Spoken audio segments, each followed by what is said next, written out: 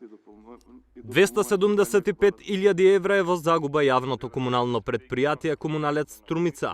На 25-та седница на Советот на Општина Струмица на дневен ред се најде и точката за финансискиот извештај за првиот квартал годинава на јавното комунално предпријатие Комуналец Струмица. Благодарам председателя. Би сакал да го прокоментирам и финансискиот извештај за јавното предпријатие Комуналец во првиот квартал, каде што гледаме дека предпријатието работи со загуба или има генерирано загуба некаде околу 16.774.000 денари или околу 275.000 евра. И покрај бришењето на долговите кои беа направени од страна на влада на Република Македонија во 2022 година, ова предпријатие во прв квартал има генерирано минус.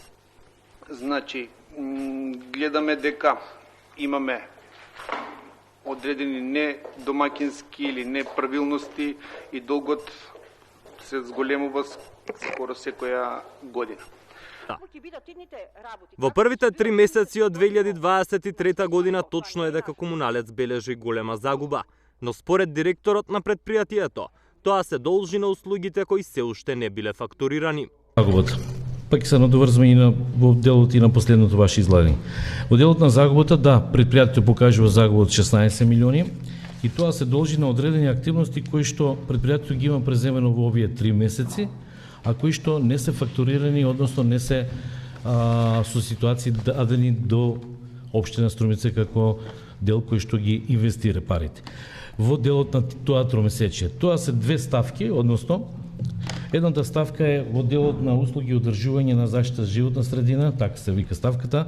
Тоа се 2.600.000 денари кои што се однесува на паркот во центарот на градот. И во делот на ставка 1.7, да одиме вака нели поточно, кај што имаме 8.736.000, каде што имаме ангажирање на механизација, односно чистење на водотеците или одводните канали.